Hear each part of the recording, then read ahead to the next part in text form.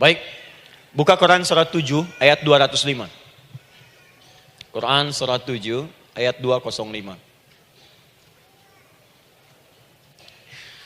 Doa itu disebut zikir di ayat itu. Jadi kalau ibu sedang berdoa, itu sedang berzikir.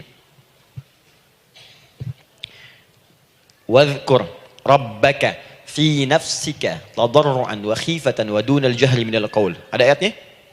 Oke. Pakai Rabb lagi kan? Wadhkur rabbaka. Kalau engkau punya masalah, kata Allah, sekecil apapun. Di rumah tangga kah, di kantor kah, kehidupan sosial kah. Kata Allah, ayat sebut, minta kepada Allah. Berdoa. Doa disebut dengan zikir. Zikir itu semua kegiatan yang membuat kita ingat Allah.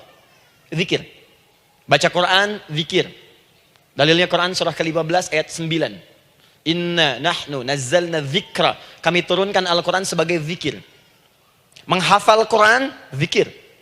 Quran surah 54 ayat 17, ayat 22, ayat 32, ayat 40. Walaqad yassarnal Qur'ana lidzikri. Kami akan mudahkan Al-Quran untuk diingat, dihafalkan. Zikir, sebagai zikir kepada Allah. Ibu selepas sholat, baca subhanallah, alhamdulillah, Allahu Akbar, zikir. Quran surah keempat, ayat 103. فَإِذَا قَضَيْتُمُ الصَّلَاةَ فَاذْكُرُوا اللَّهَ. Maka jika anda telah tuntas mengerjakan sholat, segera berzikir kepada Allah. Sholat sendiri, zikir. Quran surah ke-20, ayat ke-14. Innani anallahu la ilaha illa ana fa'budni wa aqimis salata lidzikri. Saya Allah, kata Allah. Tidak ada Tuhan selain saya. Sembah saya.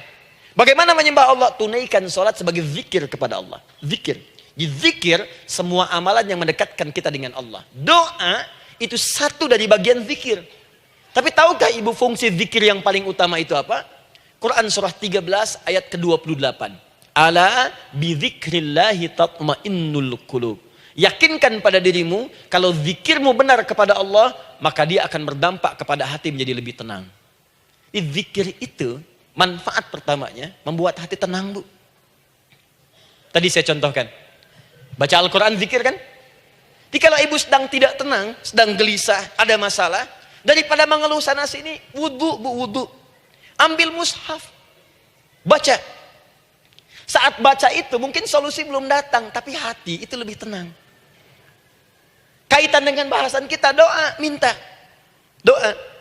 Jadi kalau orang punya masalah itu kalau berdoa, walaupun solusinya belum datang, walaupun kemudian jawabannya belum tiba, minimal hati ibu itu tenang. Ini dia.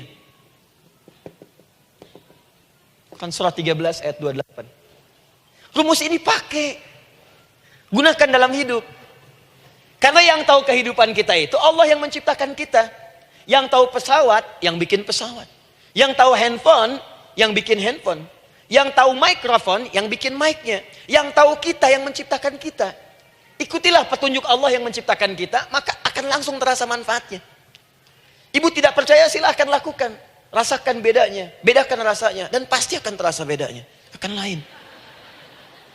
Tuh. Doa.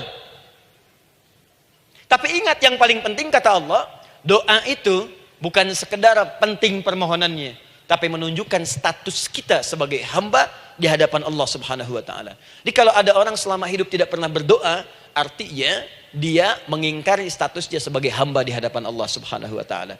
Mau menyejajarkan diri dengan Tuhan. Kan yang tidak pernah meminta itu Tuhan. Allah yang memberikan. Kalau manusia beda pasti minta. Artinya kalau ada manusia nggak pernah minta, seakan-akan bahasa halusnya, kamu ini ngaku jadi Tuhan. Saya tempatkan kau di neraka jahanam yang paling bawah. Jahanam itu, Bu, belum masuk saja sudah terasa. Terasa. Buka ibu Quran surah misalnya ke-40 Ghafir tuh. Ya, ayat 45 sampai dengan 47-nya. Sebelumnya lagi lihat Quran surah ke-8 ayat ke-50.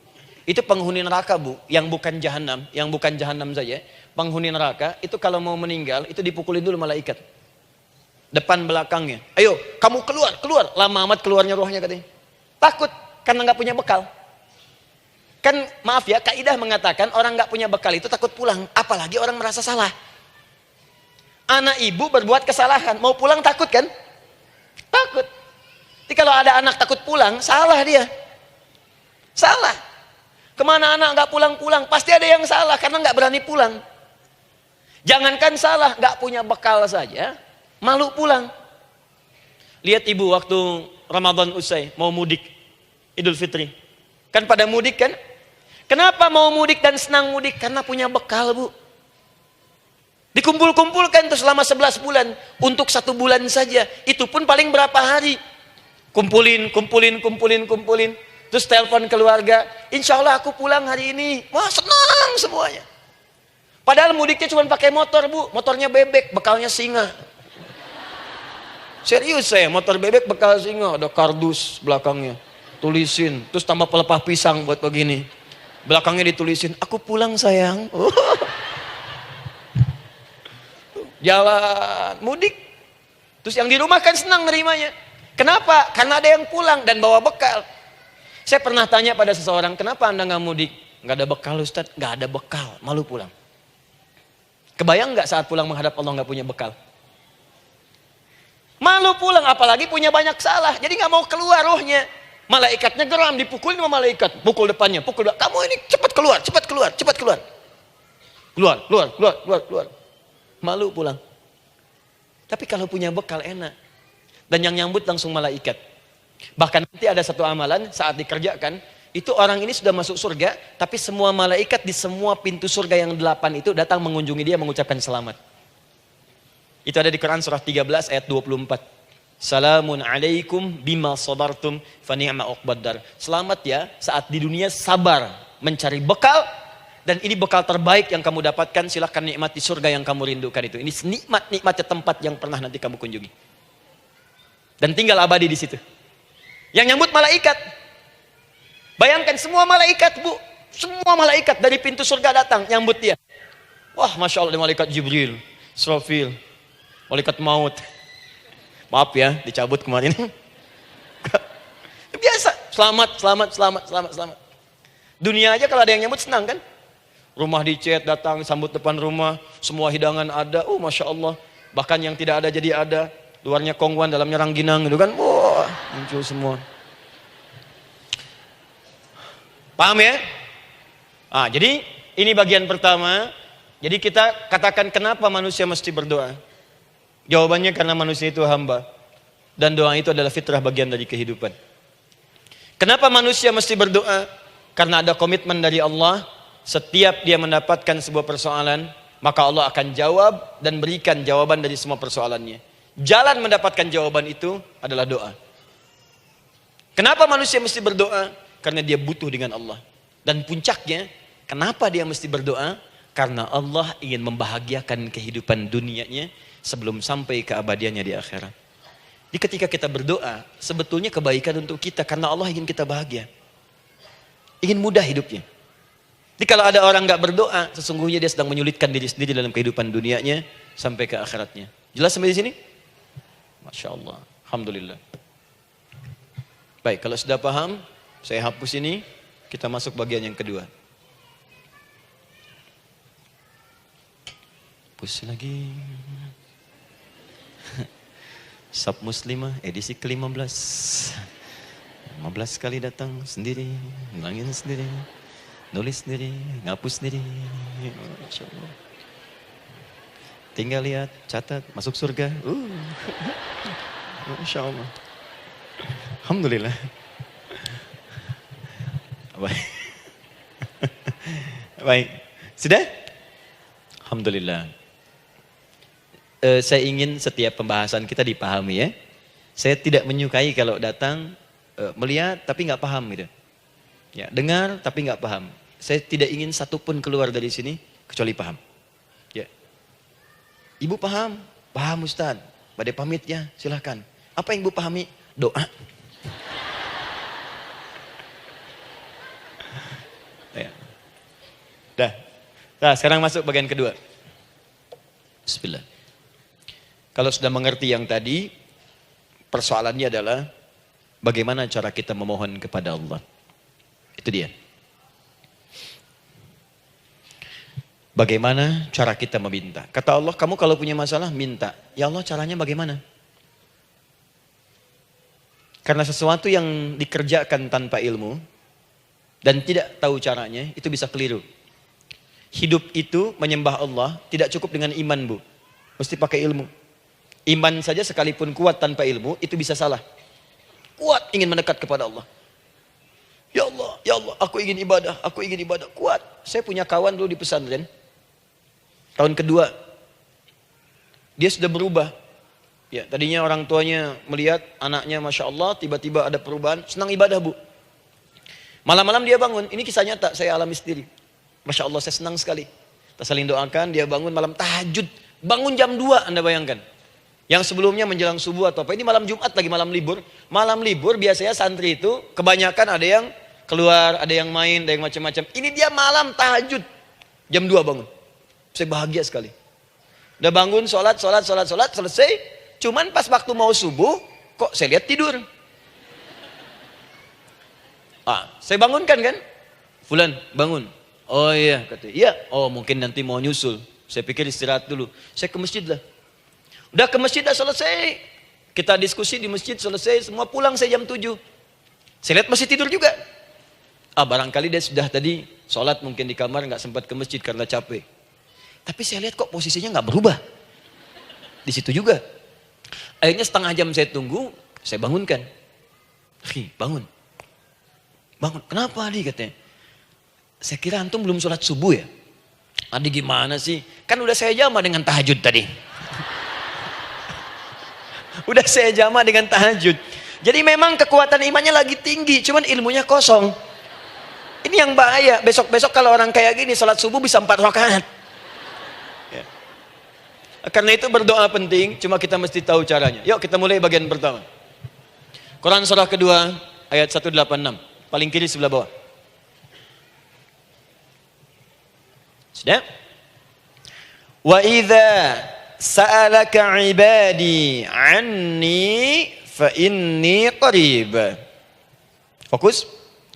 Kata Allah, kalau hamba-hambaku Muhammad SAW bertanya kepadamu, minta petunjuk untuk mencari-cari aku. Tuh Bu, coba lihat. Ayat doa dibuka lagi dengan kalimat hamba. Untuk menegaskan status kita. Jadi kalau ditanya, kita siapa di hadapan Allah? Makanya nggak usah sombong. Jangan sombong, karena kita cuma hamba. Karena itu ketika Korun sombong, Korun tuh manusia terkaya yang pernah hidup di bumi. Hartanya Bu, ini saya kasih bocoran sedikit, kunci berangkasnya saja, kemana-mana itu suka dibawa, dipikul paling sedikitnya 8 bodyguard, cuman bawa kunci berangkas saja begini. Di Korun pengen ngasih tahu, kalau ada yang pengen nyuri di tempat saya silahkan aja, ini aja bodyguard saya ngangkat kuncinya susah. Korun. Jadi kalau Anda tidak sekaya Korun, jangan ikutan sombong, telat. Telat, gak ada kerjaan, sudah ada yang lebih kaya. Ya. Dan apa yang terjadi? Fakhosabna, kata Allah, kami telan. Likuifasi. Telan oleh bumi semua. Dengan kekayaannya semua habis. Jadi ketika ada seseorang yang lupa dengan statusnya sebagai hamba, maka Allah akan memberikan pelajaran kepadanya untuk taubat. Kalau nggak mau taubat juga, telan habis untuk menunjukkan kamu tuh bukan Tuhan, saya Tuhannya. Maka jangan ikutan sombong. Kalau ada yang baru punya Ferrari, Lamborghini, Lamborghini, ya, wow, bikin rame di jalan, cuman nggak update status, kasih tahu, maaf Mas, telat. Itu gambaran hidup. Dan ingat, setiap dibuka dengan kalimat permohonan, itu kalimatnya hamba. Hambaku, hambaku, hambaku. Termasuk mau minta taubat, hamba. Quran surah 39 ayat 53. Qul ya ibadiyalladzina asrafu ala anfusihim, la taqnatu min rahmatillah. Katakan Muhammad pada hambaku yang merasa banyak dosa. Pengen berdoa, minta taubat. Kata Allah, hamba. Saya terima taubatnya, hamba. Ini ya. Ini pun adab yang pertama dari Al-Quran. Adab yang pertama, kalau kita ingin berdoa dan doa itu cepat ingin dikabulkan, maka berdoalah dengan cara menghamba di hadapan Allah Subhanahu wa ta'ala. Jangan merasa tinggi.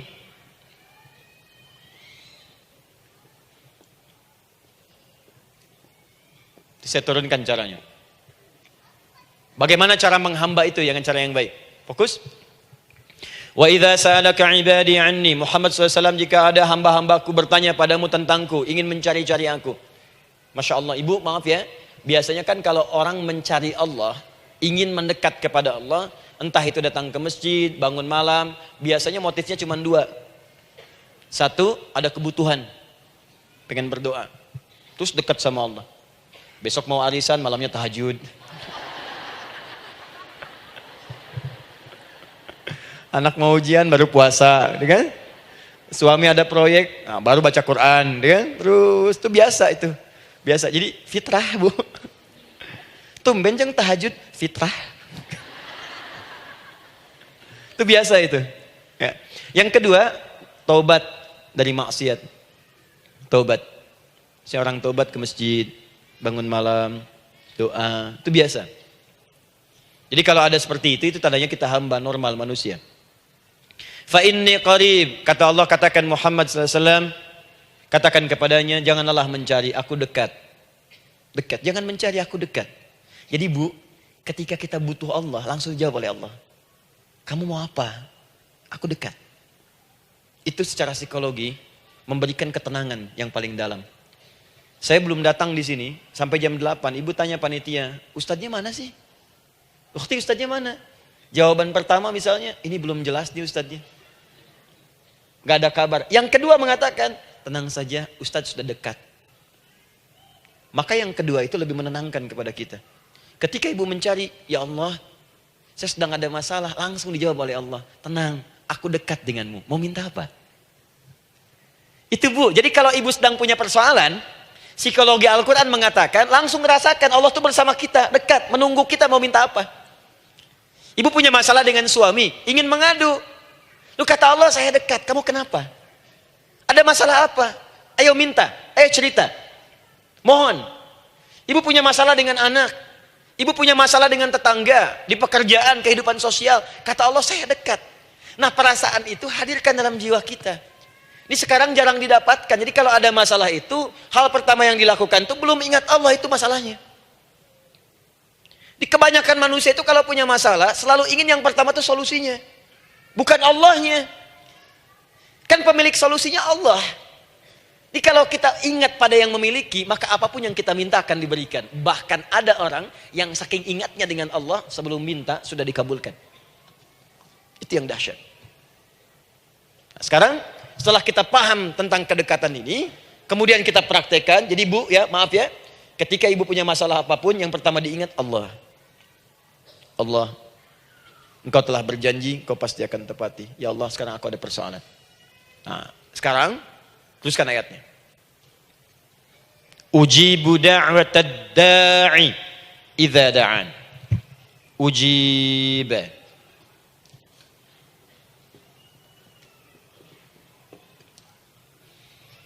Ujibu da'watad da'i idza da'an. Aku pasti akan menjawab, mengabulkan setiap doa hambaku jika dia bermohon kepadaku. Saya ingin ajarkan sedikit di gramatikal bahasa Arab. Ujib itu disebut dengan fi'il mudhari namanya. Saya kasih rumus cepat bu ya. Insya Allah kalau ibu fokus dengan rumus ini, ibu nanti bisa memahami Al-Quran dengan baik. Saya kasih satu kalimat, hafalkan baik-baik. Ini gampang kok. Anita. Ya, Anita. Sudah? Anita. Baik. Hamzah, nun, ya, ta. Satukan Anita. Kalau di dalam kalimat ibu baca Al-Quran, di depannya ada huruf hamzah ini, atau nun, atau ya, atau ta, maka itu rumus mudhari namanya. Gak usah dihafalkan mudharinya, ya, gak usah dihafalkan sampai bikin misalnya satu ungkapan Anita istrinya Pak Mudhari, gak usah, gak ada kerjaan, ya, gak usah dihafal. Saya hanya ingin tunjukkan pemahaman. Kalau ada bentuk seperti ini punya 3 makna. Kalau dalam bahasa Inggris itu disebut present, ya, continuous, dan future. Present, continuous, and future. Sekarang, terus, sampai kapanpun. Sekarang, terus berlangsung, continuous, and future. Sampai kapanpun di masa depan. Ini bentuknya disingkat dengan rumus ini, Anita. Di dalam konteks pengabulan doa, kata Allah, ketika saya akan kabulkan. Kalau kamu punya masalah, kamu berdoa, saya akan kabulkan. Nah kalimat Allah saya akan kabulkan ini, bentuknya menggunakan mudhari. Ada hamzah di depannya. Ujib. Artinya apa? Kalau ibu sekarang berdoa, saya akan kabulkan kata Allah. Terus kamu berdoa, saya akan jawab. Nanti pun punya masalah di masa depan, kamu berdoa, saya jawab juga. Jadi artinya, tidak ada doa yang sia-sia. Semua doa, ingat, sepanjang kita butuhkan, pasti Allah berikan. Doa itu, sepanjang kita butuhkan, pasti akan dijawab.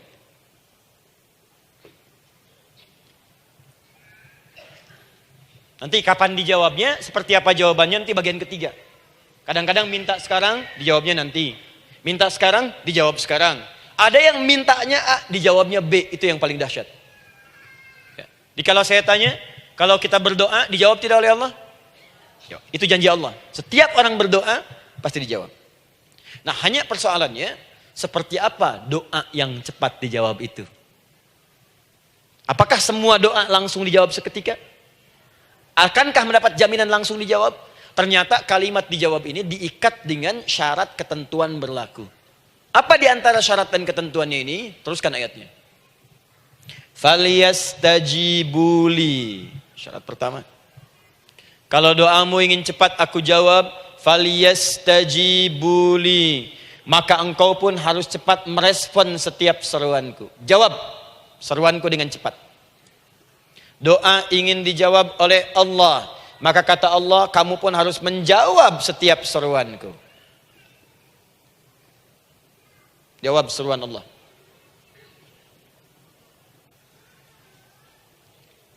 Ayo respon, adil.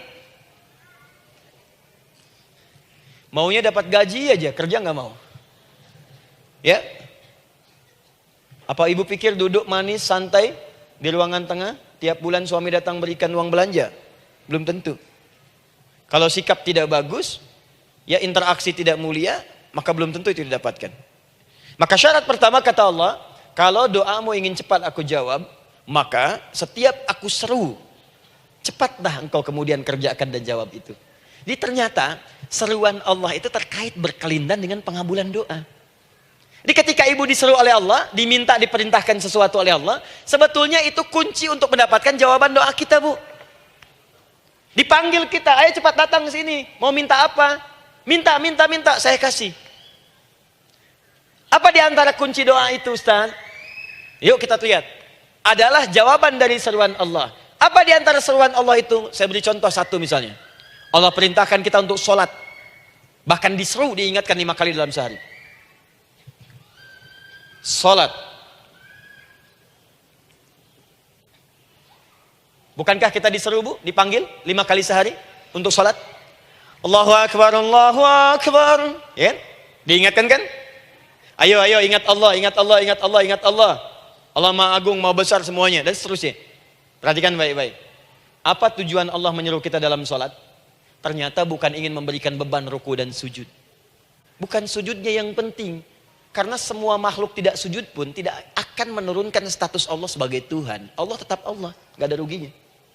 Yang rugi kita, ternyata ketika disuruh sujud, disuruh ruku itu, ternyata yang ditunggu itu bukan ruku sujudnya. Allah nunggu, punya masalah apa? Mau minta apa? Karena itu dalam ilmu fikih, ibu buka semua kitab fikih. Salat itu secara bahasa disebut dengan doa. Nama lain dari doa adalah salat. As-salatu hiya doa. Salat adalah doa. Karena itu semua bacaan dalam salat doa semua. Coba lihat. Baru takbir Allahu Akbar, doa iftitah. Al-Fatihah doa, Bu, jangan dikira Al-Fatihah enggak ada doanya. Nih, nanti saya berikan cepat ya. Ini highlight dulu. Highlight dulu. Dalam salat itu ada 4 keadaan. Ingat ini baik-baik. Nanti Ibu manfaatkan minimal zuhur lakukan. Ada berapa keadaan? 4. Ada 4 posisi, 4 keadaan dalam salat. Yang kalau ibu berdoa benar, meminta di situ dengan benar, itu seketika akan dikabulkan. Seketika. 1 saat berdiri. Berdiri. 2 saat ruku'. Ruku'. 3 saat sujud. 3 saat sujud. 4 sesaat sebelum salam.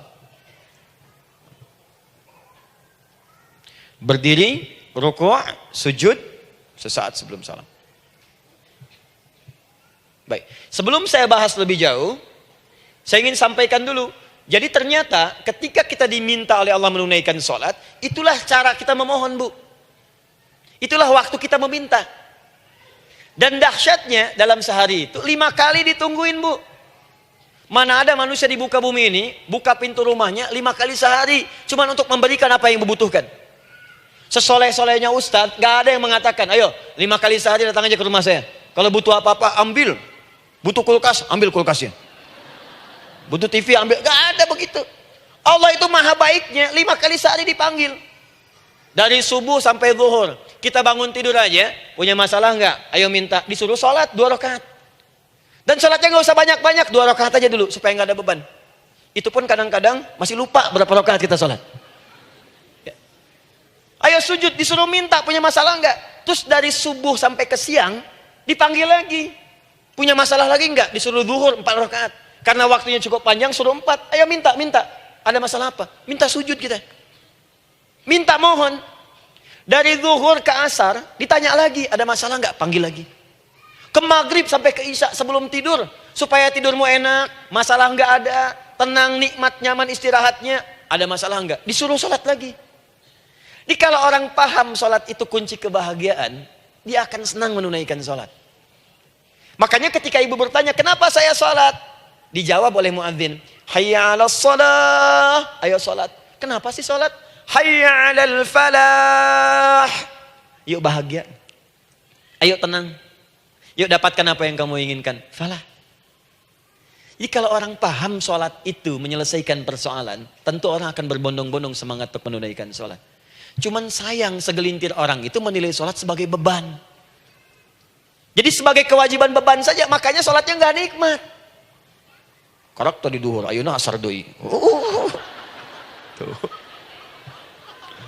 Ya bagaimana doanya bisa dijawab? Anda datang pada orang, tapi datangnya dengan marah-marah. Datangnya dengan mencelanya. Ya bagaimana dia bisa memberikan kebutuhan Anda? Anda datang pada Allah dengan niat yang tidak ikhlas. Setelah itu kemudian menggunjingkannya, bagaimana bisa dijawab? Tuntutan tinggi. Tapi datang tidak membawa prestasi, ya bagaimana bisa diberi? Catat tuh, bikin status. Paham ya? Nah ini bagian pertama. Jadi cara pertama, respon kata Allah, seruan Allah. Rumus pertama sholat. Nah sekarang saya ajarkan lagi. Ini belum selesai nih Bu, ini panjang bahasannya nih. Sampai jam berapa kita? 10 ya? Oh, banyak. Mau sampai jam 5 silahkan, saya jam 10 selesai. Ya. Lihat sini. Oke, saya punya sekitar 1 jam kurang ke depan. Saya ingin terangkan sedetil-detilnya gitu ya. Dan saya hanya menyampaikan isi Al-Quran. Quran, hadis, Quran, hadis. Sekarang gini, Ustadz saya sekarang paham. Sholat berarti kunci untuk menyelesaikan masalah. Di sholat saya akan memohon. Sekarang Ustadz, bagaimana cara saya merespon sholat? Kan kata Allah, saya menyeru, respon gitu kan? Kita dipanggil sholat nih, Allahu Akbar, dipanggil. Bagaimana cara meresponnya? Sebelum minta. Awas, ibu ingin datang mengajukan proposal. Datang kepada wali kota, datang kepada gubernur, datang kepada presiden, datang kepada menteri sebelumnya. Bukankah ibu mempersiapkan diri? Penampilan ditata, proposal dibagus-bagusin, gitu kan? Yang paling hebat itu kadang-kadang malam-malam latihan depan cermin. Bapak wali kota yang saya hormati. Lihat semuanya tuh. Dan yang paling luar biasa, maaf ya, janjian jam 7 dengan Pak Wali Kota, datang jam 6 ke Balai Kota. Sekarang ibu punya janji dengan Allah. Janji itu sudah diketahui sebelum pertemuannya. Kalau tidak percaya, 5 waktu ini ibu sudah hafal Bu. Ya, bahkan disuruh ngapalin oleh Allah. Buka Quran surah ke-4. Surah ibu, surah mama, An-Nisa. Ayat 103, Quran surah 4 ayat 103. فَإِذَا قَضَيْتُمُ الصَّلَاةَ فَاذْكُرُوا اللَّهَ قِيَامًا وَقُعُودًا وَعَلَى جُنُوبِكُمْ فَإِذَا اطْمَأْنَنْتُمْ فَأَقِيمُوا الصَّلَاةَ. Lihat ujung ayatnya. Inna as-salata kanat 'alal mu'minina kitaban mawquta. Sungguh semua waktu salat itu telah ditetapkan waktunya bagi orang beriman. Itu terjemahan biasa. Kalau terjemahkan pakai ilmu balaghah, sungguh orang beriman itu hafal waktu-waktu sholat. Tahu waktunya. Apalagi kalau di waktu itu ibu punya kepentingan, pasti hafal. Kalau ibu benar memprioritaskan sholat dan menilai sholat sebagai solusi hidup, menilai sholat sebagai kebutuhan, ibu pasti akan hafalkan itu, Bu. Nih ya, ibu dapat bagian arisan nih, bulan ini misalnya.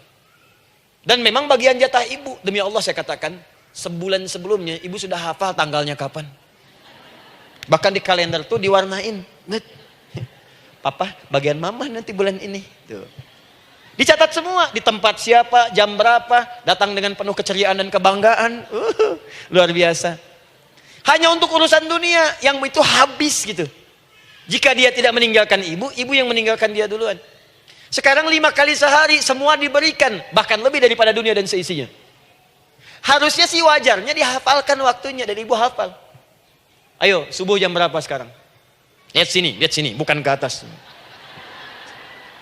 Ditutup tuh. Tuh, sana tuh. Subuh jam berapa? Ayo ngelihat ke sana, 4:43. Zuhur jam berapa?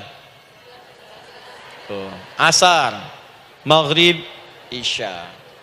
Itu kan kunci ibadah. Dan kunci ijabah, kunci ibadah, kunci ijabah. Di situ ada pengabulannya. Ini gimana mau minta, waktu permintaannya aja nggak hafal. Gimana mau bermohon, datangnya aja telat. Karena itu, bagaimana cara merespon seruan Allah? Diaturlah di Quran surah kedua ayat 152. Paling kanan sebelah bawah. Quran surah kedua ayat 152. Ibu masih ingat? Bukankah sholat disebut sebagai zikir? Masih ingat? Ya, di surah ke-20 ayat 14. Wa aqimis sholata lidzikri, tunaikan sholat sebagai zikir kepadaku. Sekarang lihat ya. Lihat ketentuan Allahnya. Kalau ibu dipanggil untuk sholat, dipanggil untuk zikir, cepat respon. Ibu cepat respon, Allah pun akan cepat merespon permintaan ibu. Lihat kalimatnya. Fadhkuruni adzkurkum. Fadhkuruni adzkurkum. Kalian mengingat saya, maka saya pun akan ingat dengan kalian. Kalian zikir kepada saya, ingat saya, kata Allah, maka saya pun akan ingat kalian. Di antara makna zikir, salat. Kalau ibu salat mengingat Allah dengan cepat, maka Allah pun akan cepat mengingat kita. Contoh.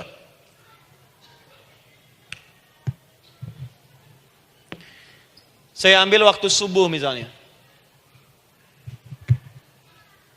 Di Bandung 4:33.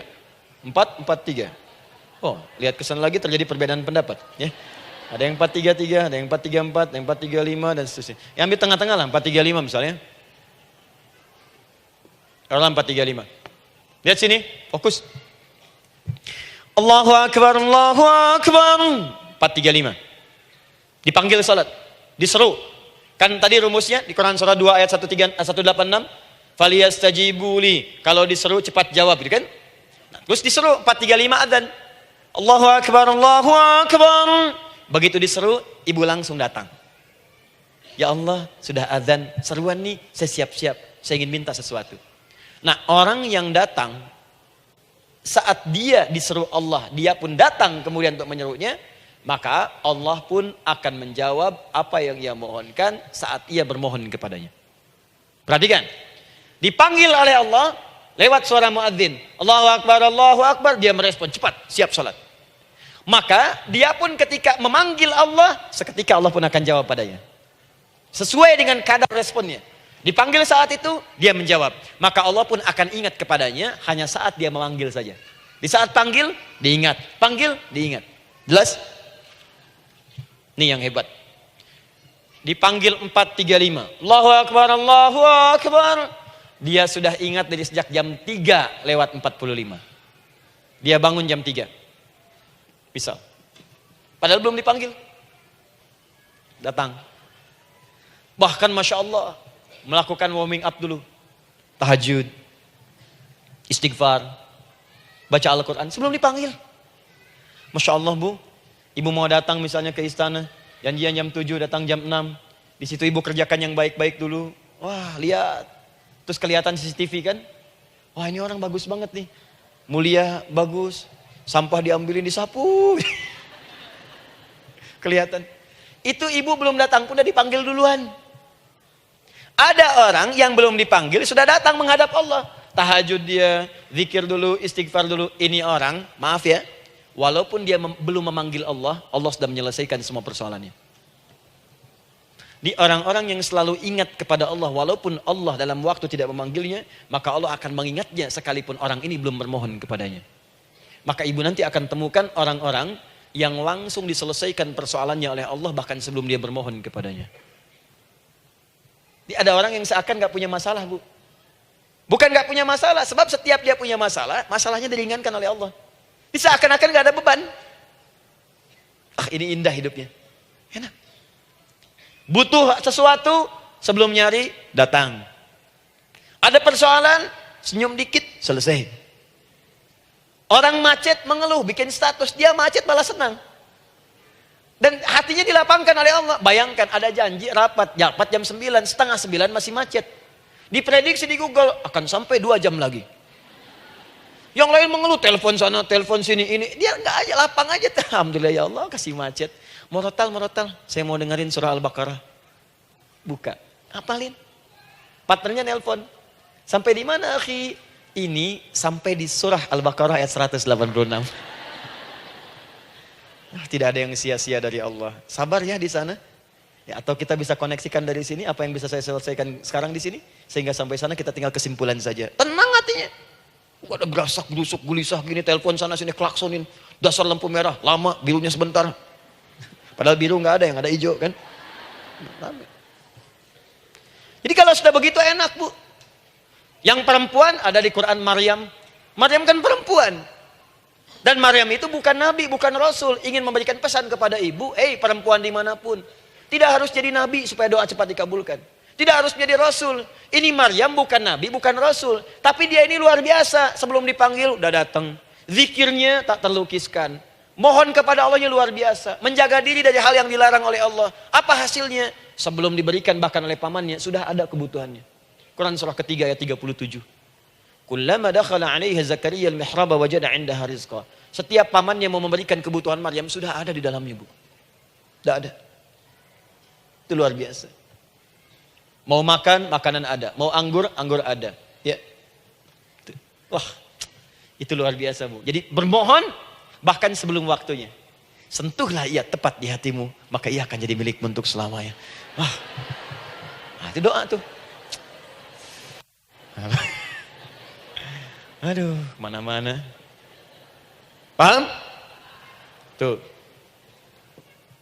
Jadi kalau yang standar-standar saja itu biasa. Maka datang sebelum waktunya. Datang. Atau datang pas dipanggil. Standar. Jadi kalau 4.35 adzan, Allahu Akbar, Allahu Akbar. Ibu bangun. Siap sholat, siap sholat. Itu standar. Jangan dulu bahagia. Naikin lagi levelnya. Yang celaka itu ya ini nih. Dipanggil 4.35, baru bangun 5.34.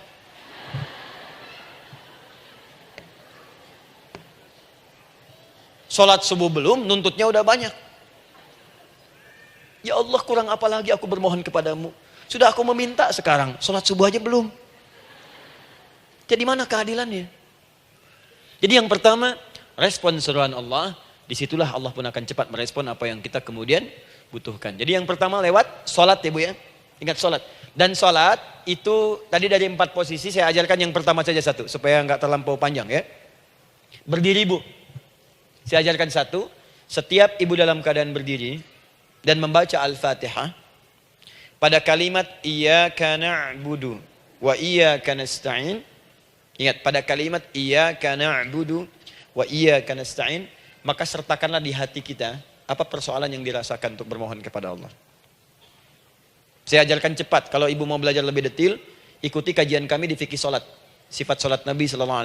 Nanti saya terangkan semua dalilnya. Insya Allah sepanjang yang saya ketahui. Baik. Dasarnya ini. Dasarnya. Quran surah ketiga. Ayat 38 sampai 39. Dan dikuatkan nanti di hadis qudsi. Ibu kenal Nabi Zakaria? Ya kenal ya. Ya selamat lah Bu. Alhamdulillah. Episode ke-15 kenal Nabi Zakaria. Luar biasa. Alhamdulillah. Nabi Zakaria punya persoalan, sudah berumah tangga, belum ada keturunan, fisiknya sudah letih, rambutnya sudah memutih, dan mohon maaf istrinya divonis menopause dan mandul. Secara medis klinis. Apa yang beliau kerjakan? Sholat. Dalam sholatnya bermohon kepada Allah. Perhatikan permohonannya. Qala rabbi habli min ladunka dzurriyyatan thayyibah. Ya hunalika da'a Zakaria rabbah. Qala rabbi habli min ladunka dzurriyyatan thayyibah. Innaka sami'ud du'a. Ya Allah, aku bermohon kepadamu, anugerahkan aku keturunan. Semua mengatakan aku gak mungkin punya keturunan. Hanya engkau yang tidak punya batas dalam pemberian. Engkau pasti mendengar doa saya. Kalau pada yang maha mendengar tidak mengabulkan juga, lantas kepada siapa lagi aku mesti memohon? Doa ini dipanjatkan oleh beliau dalam keadaan sholat. Sedang berdiri dalam sholatnya. Jadi ibu maaf ya, tolong jangan salah berpikir. Semua nabi dan rasul, orang soleh sebelumnya itu sholat. Cuma kita lebih sempurna gerakan dan jumlahnya, sempurna. Orang dulu sholat. Nabi Musa sholat, Quran surah 20 ayat 14. Nabi Isa sholat, Quran surah 19 ayat 31 sampai 33. Nabi Ismail sholat, Quran surah 19 ayat ke-55. Semua sholat. Sholat. Nabi Zakaria saat punya masalah, sholat. Dalam berdirinya minta dalam sholatnya. Dari mana Ustadz tahunya beliau minta dalam berdiri dalam sholat? Ayat 39-nya baca. Quran surah ketiga ayat 39. Fanadatul malaika, maka doanya itu dijawab oleh Allah. Datang malaikat menyampaikan jawaban. Wa huwa qaimun yusalli fil mihrab. Sedangkan beliau masih berdiri dalam sholatnya di mihrab. Masih berdiri dalam sholat. Sholat. Di dalam sholat itu minta. Makanya semua bacaan sholat itu permintaan isinya. Dan dikabulkan oleh Allah. Annallaha yubashshiruka bi Yahya. Allah kasih kabar gembira, engkau akan punya anak, langsung namanya dari Allah Yahya. Artinya hidup. Yang mustahil menurut manusia. Lahir dari rahim seorang perempuan yang divonis menopause dan mandul menurut medis. Kata Allah tidak ada yang mustahil bagiku. Lahir dan hidup dia, Yahya. Kapan terjadinya? Sedang sholat. Kapan saat sholatnya? Berdiri. Nah yang paling menarik bu, umatnya Nabi Muhammad SAW ditunggu oleh Allah 5 kali dalam sehari. Dan dimintakan sebelum sholat untuk menyiapkan permohonannya. Maka turunlah Quran surah kedua ayat ke-45. Ibu lihat ayatnya. Wasta'inu bis-sabri was-salah. Bahkan ditegaskan lagi. Di Quran surah kedua ayat 153. Paling kanan sebelah bawah. Ya ayyuhalladzina amanu ista'inu bis-sabri was-salah. Yang pertama nggak pakai panggilan iman. Wasta'inu, kata Allah, hei, kalau kamu punya masalah, jangan mengeluh, jangan berkeluh kesah, jangan terlampau banyak gelisah, cepat siapkan dirimu untuk menunaikan sholat. Siapkan permohonanmu, minta kepada aku lewat sholat. Kalau belum yakin, disebutkan imannya. Ya ayyuhalladzina amanu, hei orang-orang yang masih merasa punya iman, katanya punya iman. Jadi kalau ibu nggak mau minta lewat sholat, dipertanyakan imannya. Kamu punya iman nggak? Kata Allah, yakin nggak dengan saya? Kalau punya masalah jangan mengeluh. Datang pada saya minta. Lewat sholat, saya panggil sholat minta. Kalau masih merasa punya iman. Tuh, iman kita tuh dipertaruhkan di situ. Nah sekarang, saya berikan rumus bahasanya. Allah memanggil kita dengan bentuk jama, perintah jama. Wasta'inu, wasta'inu. Itu bentuk perintah. Wasta'inu, bentuk perintah.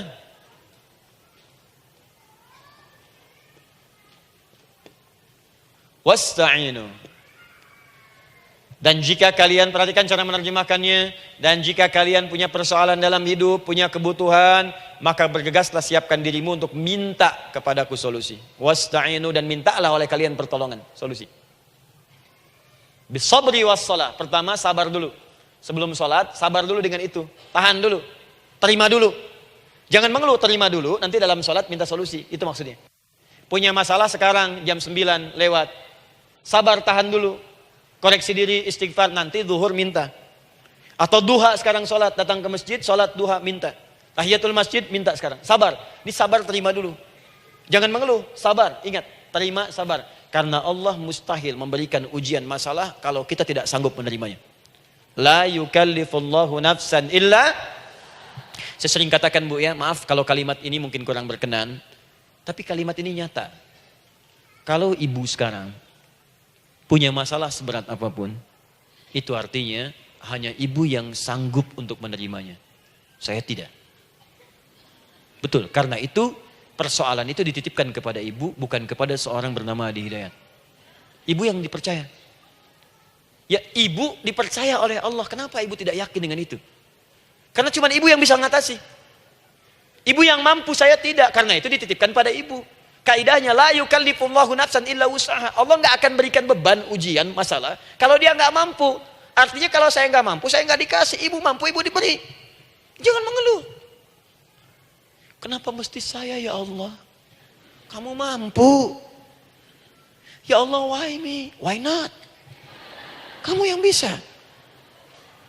Nah sekarang, wassalah setelah terima itu, tapi juga jangan terlampau kepedean. Memang cuma saya yang mampu ya, bikin status. Kemudian sholat, kita akan katakan, ya Allah, Engkau perintahkan saya untuk minta tolong. Sekarang saya akan minta kepadamu. Lalu kita katakan, maaf ya Allah, saya sekarang punya masalah. Saya ingin bermohon kepadamu. Saya ingin minta kepadamu ya Allah. Saya mohon ya Allah. Maaf Bu ya, maaf ya. Sebentar. Ibu kalau punya masalah sedikit atau banyak? Banyak. Yang punya masalah ibu saja atau anak juga punya masalah? Kadang-kadang, bukankah anak yang punya masalah ibu yang minta? Bukankah suami yang punya persoalan ibu yang bermohon? Kan? Karena itu, kalau kita ingin memohon kepada Allah dengan persoalan yang kompleks mewakili yang banyak, maka pertama kalimatnya diawali dengan huruf na. Berarti kami, kita, semua. Jelas ya? Nah, ibu ingin robah kalimatnya minta tolong. Kata Allah, minta kepadaku pertolongan. Wasta'inu. Ibu ingin robah menjadi bentuk permintaan. Rubah kalimatnya menjadi nasta'in. Nasta'in. Nasta'in.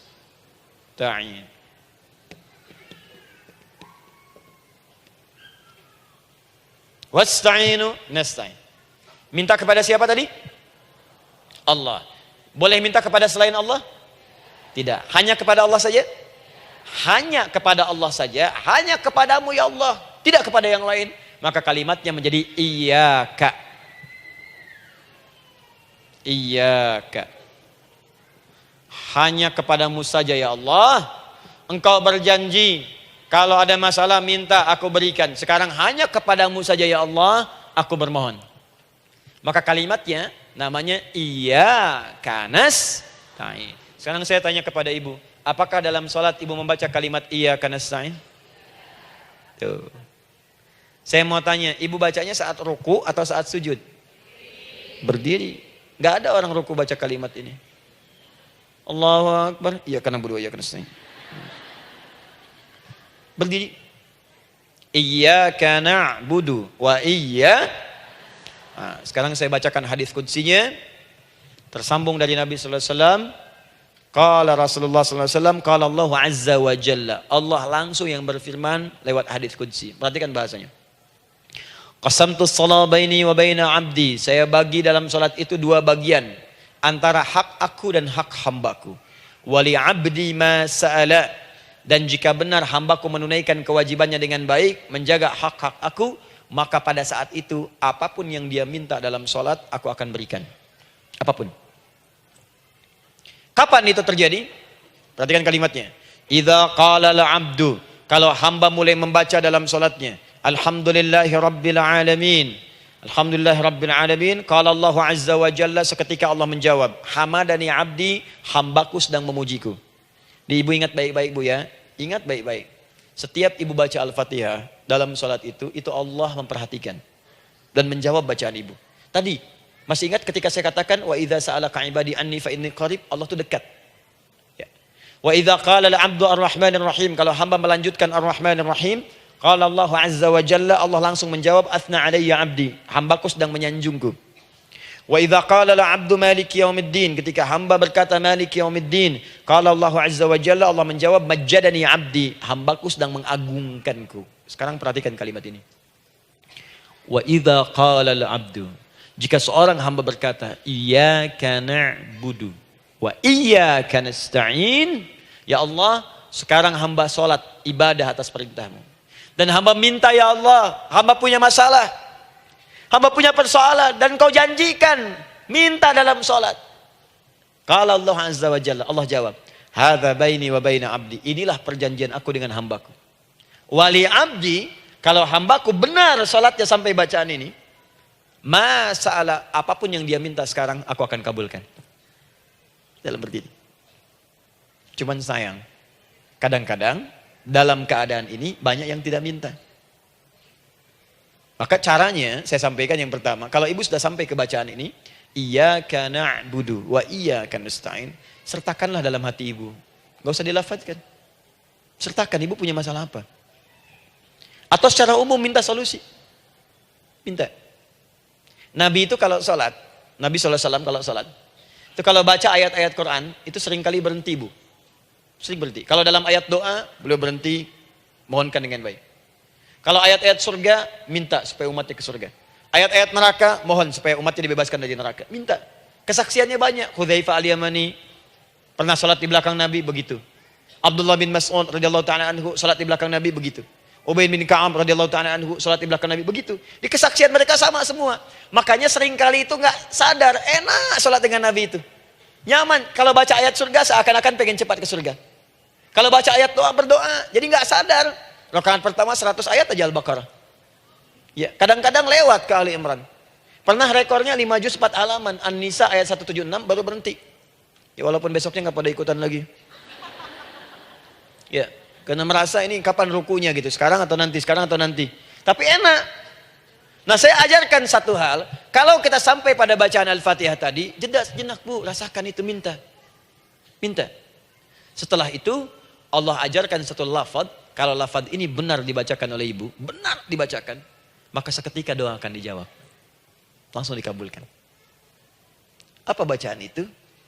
Nanti dalam pelajaran selanjutnya kita akan bahas ya, insya Allah. Masih ada waktu? Oh ya, kalau masih kita bahas ya. Masih. Ada sesi mau jawab pertanyaan dulu, diskusi dulu, atau saya teruskan sebentar? Teruskan ya. Baik, kalau kita sampai jam 10, saya jeda sampai ke 9.45.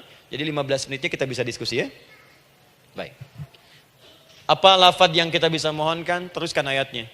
Ihdinas siratal mustaqim. Ihdinas siratal mustaqim. Ihdinas siratal mustaqim. Ini Bu, nanti Ibu lihat dalam kajian tafsir yang kami sampaikan.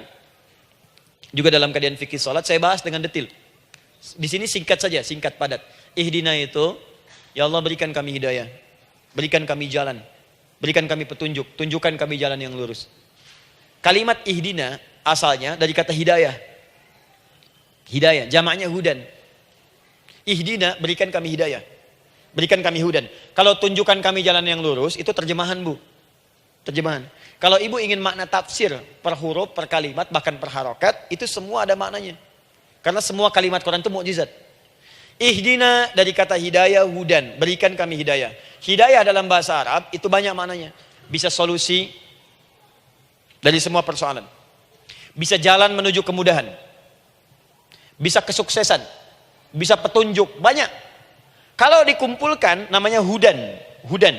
Makanya Al-Quran disebut hudan. Karena di Quran ada semua. Solusi ada, petunjuk ada, kemudahan ada. Dzalikal kitabu la raiba fi hudal. Al-Quran hudan. Syahrul Ramadan alladzi unzila fihi al-Quran hudan linnas. Isi Quran semua hudan. Di situ ada solusi. Di situ ada petunjuk. Di situ ada kemudahan. Kalau kita ingin minta semua itu, kalimatnya dikatakan fi'il amr lit talab. Permohonan dalam bentuk kalimat permintaan. Ihdina, berikan kepada kami hudan.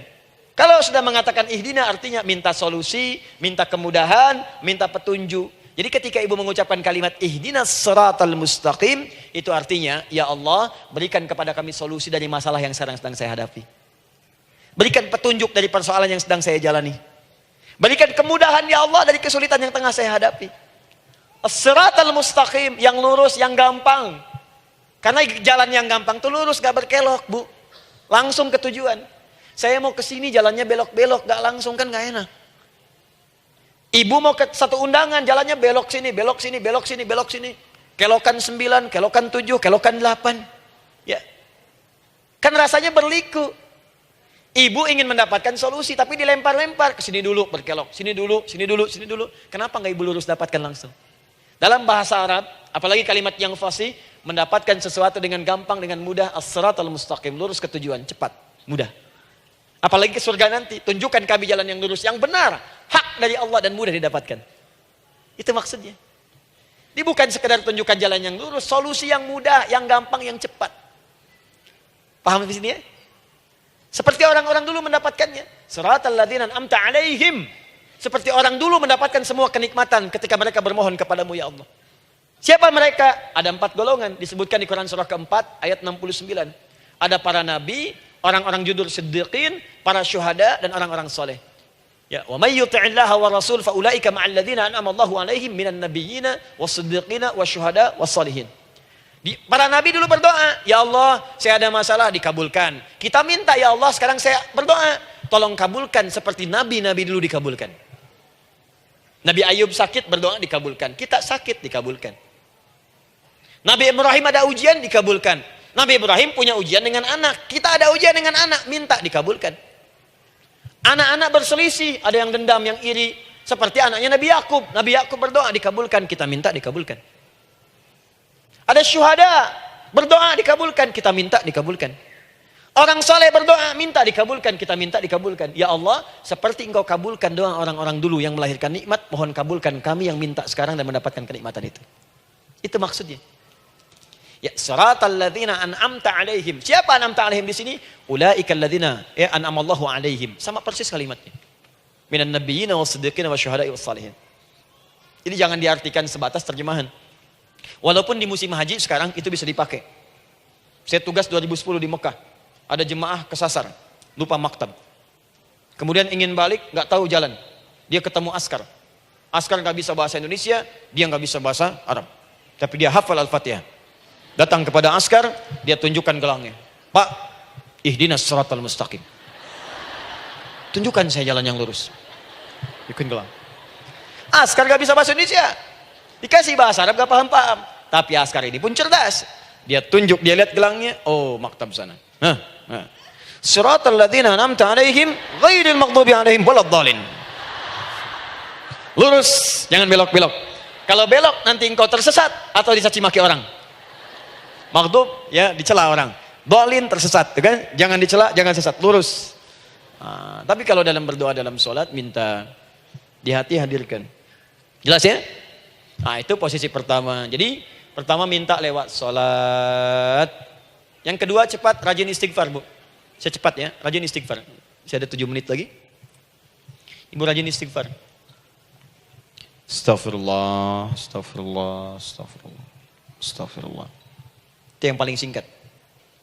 Astaghfirullahaladzim, astaghfirullahaladzim, astaghfirullahaladzim. Itu yang menengah. Astaghfirullahaladzim, alladzi la ilaha illa huwal hayyul qayyum wa natubu ilaihi. Astaghfirullahaladzim, alladzi la ilaha illa huwal hayyul qayyum wa natubu ilaihi. Astaghfirullahaladzim, alladzi la ilaha illa huwal hayyul qayyum wa natubu ilaihi. Itu yang cukup panjang. Ibu rajin istighfar.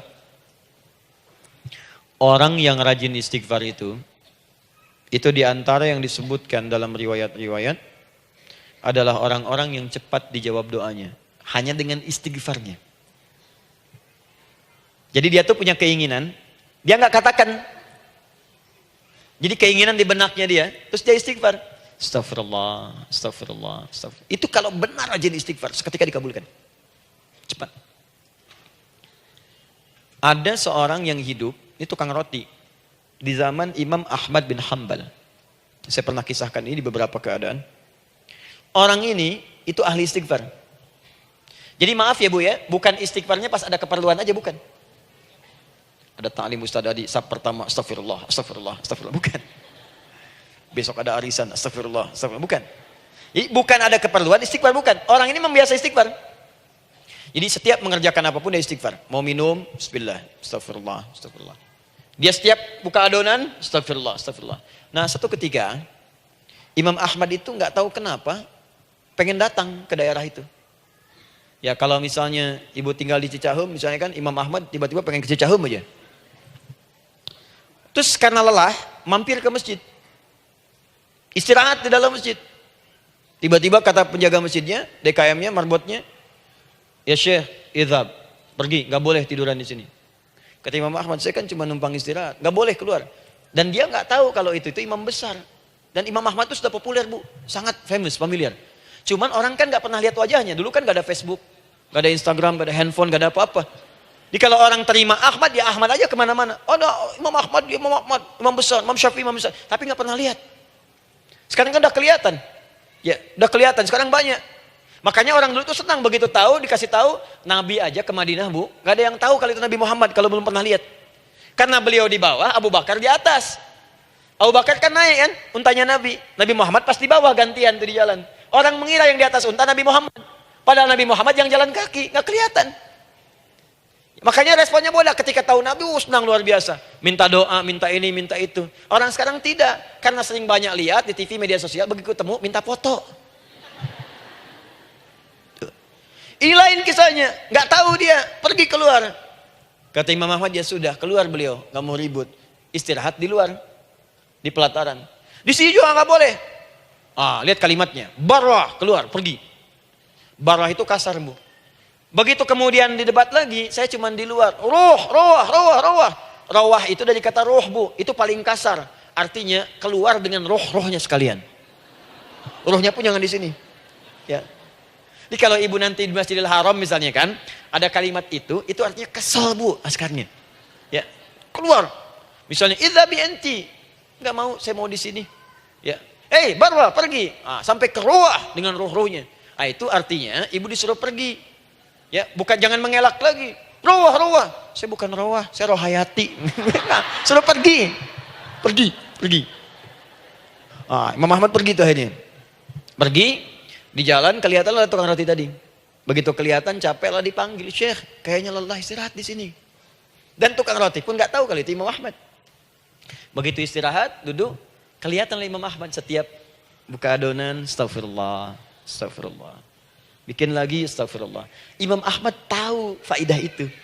Tapi ingin menguji tukang roti ini, ditanya. Ya akhi, kamu ini kenapa setiap Anda menanam adonan itu, tepung itu, Anda mengucapkan istighfar, astagfirullah. Perhatikan jawabannya. Wallahi demi Allah, tidak pernah saya beristighfar dalam setiap aktivitas saya, kecuali Allah selalu mengabulkan doa yang saya mohonkan. Di setiap minta, astagfirullah, itu dikabulkan. Cuman satu yang sampai sekarang belum terkabul. Apa itu kata Imam Ahmad? Saya ini selalu bermohon kepada Allah, ya Allah, mohon sebelum saya wafat atau setelah ia wafat, pertemukan saya ya Allah dengan Imam Ahmad bin Hambal. Sebelum saya yang wafat atau Imam Ahmad. Kata Imam Ahmad, astagfirullah. Allahu Akbar. Itu mungkin yang memperjalankan saya kemari. Tiba-tiba pengen ke sini, sampai diusir keluar dari rumah Allah dari masjid, sampai di sini karena istighfar Anda. Sayalah Imam Ahmad bin Hambal. Astagfirullah. Imam Ahmad ke situ datang. Tolong jangan lakukan pada saya. Salah di hidayat ya Allah. Astagfirullah. Saya jawab lagi dari sana. La haula wala quwata illa billah. Ini istighfar. Nah, kapan istighfar yang baik? Istighfar yang baik dilakukan setelah tahajud sebelum fajar. Saya ulang ya. Setelah tahajud sebelum fajar. Dalilnya Quran surah ke-51 ayat 18. Baca dari ayat 15 sampai 18-nya. Jadi ibu kalau mau seperti itu, rajin tahajud dulu Bu. Tahajud. Setelah itu biasakan istighfar. Itu latihan dulu, itu baru latihan. Ingat ya, istighfar menjelang fajar di waktu sahar, itu baru latihan. Astagfirullah. Nanti kalau sudah banyak latihan, ibu akan refleks. Mau duduk masuk mobil, astagfirullah. Duduk mau makan, astagfirullah. Ya, kadang-kadang ibu mau ambil handphone, astagfirullah. Itu refleks di lisan kita keluar. Ahli istighfar itu gak direncanakan keluar di lisannya. Astagfirullah. Kalau sudah seperti itu, berbahagialah. Karena apapun kadang ibu inginkan, sepanjang itu ibu butuhkan, seketika dikabulkan. Ya. Yang ketiga, yang terakhir. Sudah 9:45, boleh sedikit? Ya, yang terakhir ya, terakhir. Jangan khawatir, setelah ini selesai. Jangan khawatir. Yang ketiga, ini amalan yang paling dahsyat. Jadi yang pertama minta dikabulkan. Yang kedua baru istighfar, dikabulkan. Yang ketiga, nggak ngapa-ngapain, dijawab. Artinya baru terbersit, ada keinginan, jawab seketika. Amalan yang ketiga ini adalah amalan yang dikerjakan karena cinta kepada Allah Subhanahu wa taala. Mahabbatillah, kecintaan kepada Allah. Amalan yang dikerjakan karena cinta kepada Allah Subhanahu wa taala. Amalannya mencintai Allah. Beda, Bu. Salat dengan cinta dibandingkan dengan salat karena memenuhi kebutuhan atau kewajiban saja, itu akan lain. Ibu kalau benar-benar mencintai Allah, maka dalam salat pun persiapannya akan beda. Saya beri contoh gini ya. Dari pakaian akan lain kata Al-Quran. Quran surah 7 ayat 31. Ya bani Adam khudhu zinatakum inda kulli masjid. Hei anak cucu Adam, kalau ada panggilan dari masjid, kenakan pakaian terindahmu. Di orang-orang yang mencintai Allah saat akan sholat, dia akan perhatikan dari pakaiannya. Jauhkan dari yang haram. Terus cari yang paling baik yang dia kenakan. Gak akan sembarangan. Kalau ibu pakai mukena juga cari mukena yang paling indah. Bukan karena pengen dilihat orang. Karena ingin Allah menyaksikan sholat ibu dalam keadaan yang sempurna. Wudu. Wudu itu hati-hati gitu. Quran surah ke-5 ayat ke-6. Ya ayyuhalladzina amanu idza qumtum ila shalah faghsilu wujuhakum wa aydiyakum ilal marafiq wamsahu bi ru'usikum wa arjulakum ilal ka'bain. Jika ada orang beriman mencintai Allah, mau salat, dia mau wudu, wudunya enggak akan sembarangan, Bu. Cuman basuh. Ya, bagian kepala juga harusnya kepala, dia rambut, takut selesai. Sampai ke kaki cuma disodorkan di keran, beres. Itu sih, anak kecil juga bisa. Orang ini lain. Dia akan pelan-pelan dilihat secara sempurna. Hati-hati, kerjakan karena Allah, karena ingin baik. Kalau orang sholat, hanya kebutuhan saja, maka yang penting dia takbir sampai salam selesai. Tapi ini tidak, dia akan pelajari bagaimana Nabi mengajarkan sholat yang benar. Bagaimana bacaan saya benar. Dia belajar ngaji supaya benar bacaan Fatihahnya. Dia belajar dengan baik supaya khusyuk di dalam sholatnya. Dia pahami satu-satu. Apa artinya Allahu Akbar? Apa artinya Subhana Rabbiyal Azim? Apa artinya Subhana Rabbiyal A'la? Apa artinya Sami Allahu liman hamidah? Dipahami. Di begitu dia sholat baru takbir sudah paham isinya. Jika ada orang seperti ini, dia mengerjakan apa yang Allah perintahkan karena cinta dengan Allah. Dia berzakat karena ingin mencintai Allah. Dia berinfak karena cinta dengan Allah, bukan karena uangnya. Pokoknya kalau orang cinta itu, Bu, setiap pecinta dia akan memberikan apapun pada yang dicintai. Walaupun tak diminta. Dan pecinta itu sifatnya, kalau yang dicintainya senang sesuatu, akan otomatis ikut senang. Ibu misalnya senang ya dengan pasangan sebelum menikah. Pasangan senang kucing, ibu akan terpaksa senang kucing. Ibu cinta dengan anak, semua akan diikuti apa yang diinginkan. Seperti itu, cinta itu butuh pembuktian.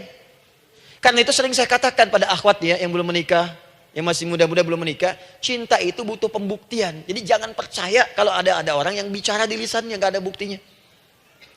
Aku akan seperti Dilan membawamu dalam motorku. Katakan padanya, aku tak butuh dengan rayuan kata-katamu. Itu hanya angin surga. Yang kubutuhkan, tuliskan namaku di buku nikah kita. Wah, catat. Itu caranya. Main ke Taman Dilan, cuman boncengan. Seakan dunia milik berdua, yang lain gak ada. Gombal. Udah ya? Jelas? Jadi amalan yang ketiga ini kerjakan karena Allah. Saya mau contohkan satu. Ibu pernah dengar Imam Malik bin Anas? Pernah ya? Gurunya Al-Imam Asy-Syafi'i, Imam Malik bin Anas, lahir di kisaran tahun 94-95 Hijrah. Siap, Kang Dan. Wah, ini terakhir nih, saya tutup nih. Benar-benar terakhir, betul-betul. 10 menit lagi kalau ada nanti tanya jawab, sedikit. Imam Malik ini, Bu, itu Masya Allah. Saking cinta pada Allah dan Rasul, itu tidak pernah, jangankan sholat. Dalam beliau memberikan fatwa pun akan mencari pakaian yang paling bagus, paling indah. Dan beliau menjaga adab dalam menyampaikan kalimat Nabi pun itu luar biasa. Sampai satu kali pernah pakai jubah bagus, indah, ada lebah menyengat di kepalanya, sedang menyampaikan hadis. Saking hormatnya terhadap hadis Nabi, lebah itu dibiarkan menyengatnya. Nggak mau memutus kalimat Nabi, hadis Nabi hanya untuk mengusir lebah, dibiarkan sampai tersengat. Apa yang Allah berikan kepada beliau? Allahu Akbar. Satu kali singkat berdiskusi dengan muridnya Al-Imam Asy-Syafi'i. Kata Al-Imam Asy-Syafi'i, Ya guru, setahu saya rizki itu dicari dulu baru dikasih. Imam Malik lebih tinggi ilmunya pada saat itu. Beliau tahu ada 8 jenis rizki. Ya Syafi'i, ada rizki yang tidak perlu dicari, Allah berikan. Oh berdebat tuh, sampai berpisah. Setelah itu secara singkat Imam Asy-Syafi'i lewat di kebun anggur sedang panen anggur besar. Tiba-tiba tergerak untuk membantu, datang ke situ bantu. Begitu selesai dikasih hadiah anggur banyak, besar-besar, indah, enak gitu kan. Ketika diberi itu langsung senang beliau. Bukan karena anggurnya, karena merasa pendapatnya benar. Jadi begitu bekerja baru dapat. Dibawalah anggur ini diberikan pada gurunya. Perhatikan adabnya terhadap guru. Jadi kalau ibu adabnya bagus pada guru, keberkahan dapat, ilmunya pun menghunjam di jiwa. Imam Syafi'i nggak merasa benar, tapi memberikan sebuah jawaban dengan adab. Guru, tadi itu ada panen anggur, saya mencoba membantu. Begitu saya bantu dikasih anggur, dikencangkan kalimatnya. Begitu saya bantu dikasih. Dibantu dulu baru dikasih. Kalau saya nggak bantu, saya nggak dikasih. Apa jawab Imam Malik? Imam Malik tersenyum, tertawa. Tabassama dhahika. Masya Allah Syafi'i, bahasa kita.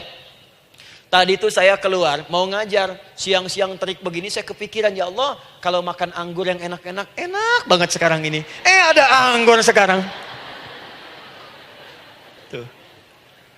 Murid berikhtiar, guru mendapatkan hasil. Setelah itu Asy-Syafi'i naik dan jadi bintang di zamannya sampai kekinian pun luar biasa. Dan mendapatkan barakah gurunya, seperti gurunya dapatkan, muridnya pun meraihnya.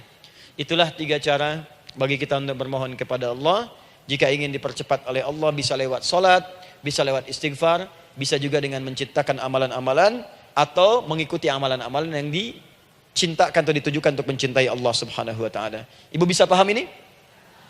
Baik. Kemudian berdoa. Tapi yang jadi masalah, Ustadz, ketika berdoa, kok belum dikabulkan juga? Apa ciri doa dikabulkan? Seperti apa kita tahu doa kita dikabulkan? Itu mungkin kita bahas di episode yang berbeda insyaallah. Alhamdulillahi rabbil alamin. Ar-Rahmanir Rahim. Maliki yaumiddin. Iyyaka na'budu wa iyyaka nasta'in. Ihdinas siratal mustaqim. Siratal ladzina an'amta 'alaihim ghairil maghdubi 'alaihim waladdallin. Allahumma nahmaduka hamdan syakirin, hamdan na'imin, hamdan yuwafi ni'amahu wa yukafi'u mazidah. Ya Rabbana lakal hamdu wa lakal syukru kama yanbaghi li jalali wajhikal karim wa li 'azimi sultanik. Allahumma salli wa sallim barik ala rasulikal karim, nabiyyikal amin, sayyidina Muhammadin wa ala alihi wa sahbihi wa ummatihi ila yaumiddin. Allahumma rabbana ya al-ghafur rahim, la tada' lana fi maqamina hadha fi kulli maqamin dhanban illa ghafartah. Duhai Allah, kami bermohon kepadamu, Engkau yang maha pengampun, Engkau yang maha penghapus segala dosa. Kami mengakui kami berbuat salah, kami mengakui banyak dosa kami kumpulkan. Maka kami mohon kepadamu ya Allah, jangan biarkan ada satu orang pun berada di sekitaran majlis ta'lim ini, kecuali sebelum ia pulang Engkau telah ampuni segala dosa-dosanya. Engkau telah gugurkan dan hapuskan segala dosa-dosanya. Wala hamman illa farajtah. Ya Allah, jika ada satu orang pun di antara jamaah saat ini yang merasakan kegelisahan dalam hatinya, jangan biarkan dia meninggalkan area majlis ta'lim ini kecuali Engkau telah tenangkan keadaan hatinya. Allahumma wala maridan illa syafaitah. Jika ada di antara kami yang tengah Engkau uji dengan penyakit seberat apapun, maka mohon angkat dan sembuhkan segala penyakitnya. Allahumma wala dainan illa qadaitah. Ya Allah, jika ada di antara kami yang berat hidupnya karena lilitan utang piutang, terjebak riba dan sejenisnya, maka mohon ya Allah dengan keikhlasan amalannya, mohon angkat dan berikan rizki terlimpah kepada yang untuk melunasi utang-utang dan terbebas dari lilitan riba dan semacamnya. Allahumma ya arhamar rahimin. Allahumma tubna ilaika min kullil ma'asi. Ya Allah, kami ingin memperbaiki diri kami. Kami bertobat dari segala maksiat yang pernah kami kerjakan. Allahumma asli ahwalana ma yuqarribuna ila ridhak. Ya Allah, kami bermohon kepadamu, mulai hari ini, mohon bimbing kami untuk memperbaiki diri, supaya kami bisa lebih dekat denganmu ya Allah. Allahumma asli azwajana. Ya Allah, kami mohon sayangi dan perbaiki ya Allah akhlak suami-suami kami. Ya Allah, mohon bimbing suami-suami kami jadi suami yang baik, membimbing keluarga menjadi keluarga yang saleh.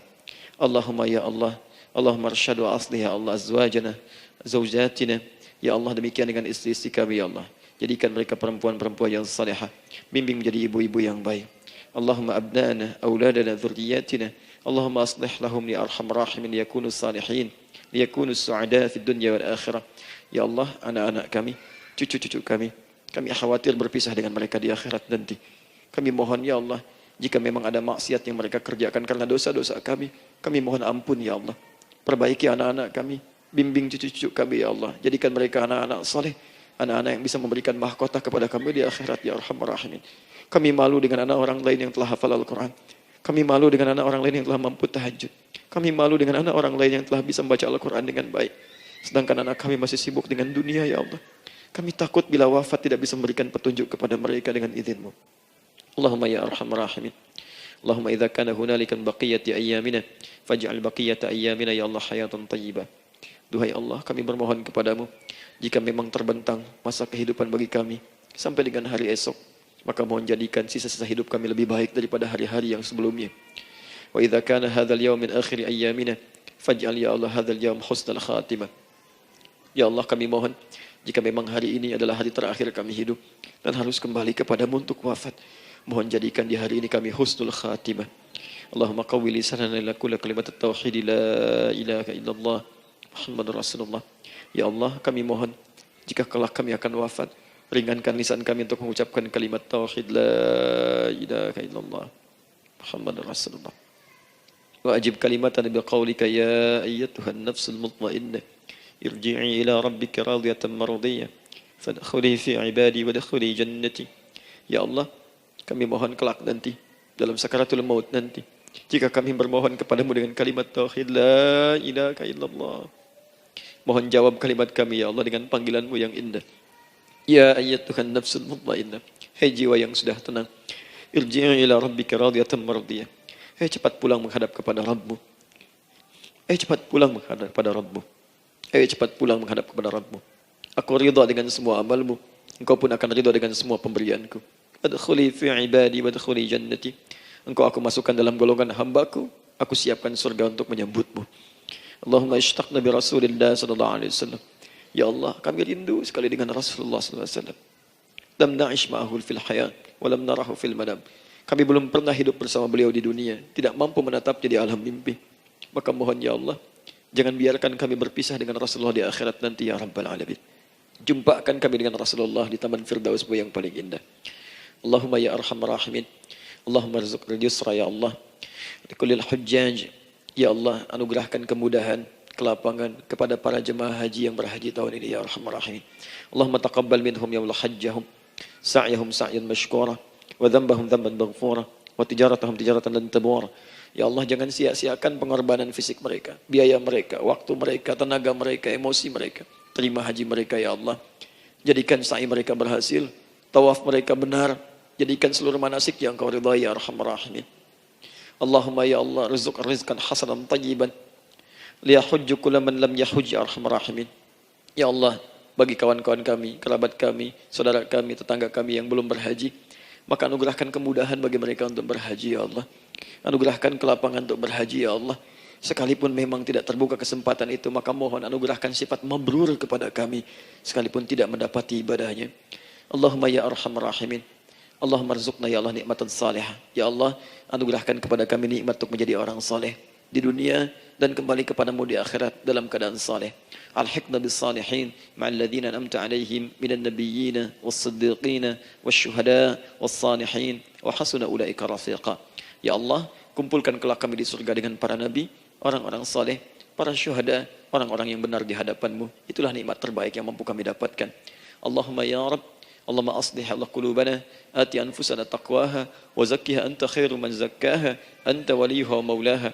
Ya Allah, jika memang kami telah Engkau anggap baik sampai dengan pagi hari ini, maka mohon jaga kami dalam keadaan baik sampai wafat ya Allah. Berikan kami kekuatan untuk istiqamah, jauhkan kami dari pengaruh nafsu ya Arhamar Rahimin. Ya Allah, jika ada saat ini orang-orang yang menyakiti kami ya Allah, berkhianat kepada kami ya Allah, menzalimi kami, maka mohon ampuni dosa mereka ya Allah. Maafkan mereka ya Allah. Bimbing mereka untuk sadar dan bertobat ya Allah. Titipkan dalam jiwa kami sifat untuk saling menyayangi ya Allah. Titipkan dalam jiwa kami sifat untuk saling memaafkan ya Allah. Titipkan dalam jiwa kami sifat untuk bisa memperhatikan ya Allah. Allahumma ya Rabb, Rabbana atina fid dunya hasanah wa fil akhirati hasanah wa qina adzabannar. Bifadlika subhana rabbika rabbil izzati amma yasifun. Wassalamun alal mursalin wa akhiru da'wana alhamdulillahi rabbil alamin. Sebelum saya akhiri dengan doa kifaratul majlis dan salam, saya ingin ucapkan terima kasih pada seluruhnya untuk ta'lim kita di pagi hari ini. Semoga Allah menerima semuanya dan semoga Allah muliakan. Dan terkhusus juga untuk Kang Daan, terima kasih untuk kali ini dan semoga istiqamah dalam kebaikan dan Masya Allah Amin, amin. Beliau menginspirasi dan saya ingin menjadikan juga beliau sahabat dalam kehidupan untuk seluruhnya. Amin. Dan sahabat terbaik selalu memberikan yang terbaik untuk sahabatnya. Karena itu di pagi hari ini saya ingin sampaikan kepada Bapak Ibu sekalian, Bapak mungkin yang hadir, Ibu yang hadir, saya ingin berikan pada sahabat saya satu anugerah yang mungkin Allah titipkan. Saya akan ajak Kang Daan untuk menunaikan ibadah umrah dengan saya di bulan September insya Allah. Saat kami akan berangkat pada tanggal 9 September tahun 2019. Saya kira itu dan semoga bermanfaat insyaAllah. Baik. Semoga Allah muliakan untuk semuanya. Terima kasih.